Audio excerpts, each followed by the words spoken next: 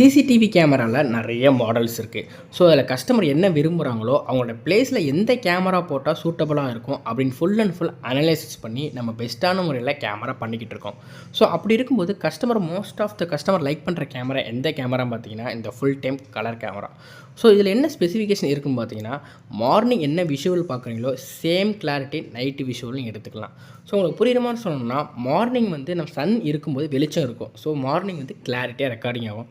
Night 6 மணிக்கு அப்புறம் light off பண்ணதுக்கப்புறம் கேமரா பிளாக் அண்ட் ஒயிட்டில் இருக்கும். பட் இந்த ஃபுல் டைம் கேமராலே இன்பில்டாக லைட் இருக்கும். ஸோ 6 மணிக்கு அப்புறம் லைட் இல்லை அப்படின்னா கேமராலே ஆட்டோமேட்டிக் ஆன் ஆகி ஃபுல் அண்ட் ஃபுல் கலரில் ரெக்கார்டிங் ஆகும்.